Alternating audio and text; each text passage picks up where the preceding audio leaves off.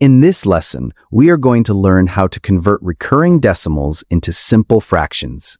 Our goal is to understand the step-by-step process of removing the repeating part of a decimal to express it as a ratio of two integers. By the end of this video, you will be able to convert both simple and complex recurring decimals into their fraction forms.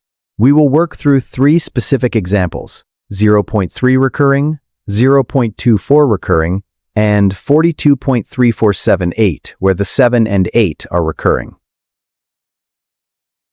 Let's start with our first example. We want to convert 0.3 recurring into a simple fraction. First, let's write out what this notation actually means. The dot over the 3 tells us that the digit 3 repeats forever. To turn this into a fraction, we need a way to cancel out that infinite string of 3's. We can do this by creating two equations. First, let's multiply our decimal by 10. Notice that by multiplying by 10, we shifted the decimal point, but the repeating part remains the same. Now let's look at the original value, which is just the decimal multiplied by 1. Now, here's the clever part. If we subtract the second equation from the first, the infinite decimal parts will perfectly line up and cancel each other out. On the left side, 10 groups of our number minus 1 group leaves us with 9 groups. On the right side, 3.333 leaves us with exactly 3. Now we just solve for our repeating decimal by dividing both sides by 9. Finally, we can simplify this fraction by dividing both the numerator and the denominator by 3. So 0.3 recurring is exactly equal to 1/3. We've met our first objective. Now let's move on to our second example, 0.24, where both the 2 and the 4 are recurring. Just like before, let's write out the decimal. The dots over the 2 and the 4 mean that the sequence 2-4 repeats indefinitely. In the previous example, we multiplied by 10 because only one digit repeated. Here we have a two-digit repeating pattern.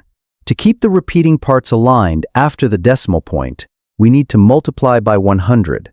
Now, let's look at the original value again. If we subtract these 2, the repeating 2 4's will cancel out. This leaves us with 99 times our decimal on the left and exactly 24 on the right. To find the fraction, we divide 24 by 99. We can simplify this fraction by dividing both the top and the bottom by their greatest common divisor, which is 3. 24 divided by 3 is 8, and 99 divided by 3 is 33. So, 0.24 recurring is equal to 8 over 33. We have now successfully converted a decimal with multiple repeating digits. Our final example is a bit more complex, 42.3478, where only the 7 and 8 are recurring. Let's write this out to see the structure. Notice that the 3 and 4 do not repeat, but the 7 and 8 do. To solve this, we need to create two versions of this number, where the decimal point is placed right before the repeating part and right after one full cycle of the repeating part. First, to move the decimal point 4 places to the right, past the non-repeating and the first repeating part, we multiply by 10,000. Next, we want to move the decimal point just past the non-repeating part, which is 2 digits. So, we multiply by 100. Now, when we subtract these two equations, the repeating 7/8 after the decimal point will perfectly cancel out. On the left side of our equation, 10,000 minus 100 gives us 9,900. To find the fraction, we divide. This fraction can be simplified. Dividing both parts by 12 gives us 34,937 over 825. Finally, we can express this as a mixed number. 825 goes into the numerator 42 times, with a remainder of 287. We have now mastered the most complex case. To wrap up, let's review what we have accomplished today. We started with simple recurring decimals and moved to more complex ones.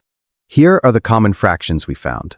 First, we saw that 0.3 recurring is exactly 1/3.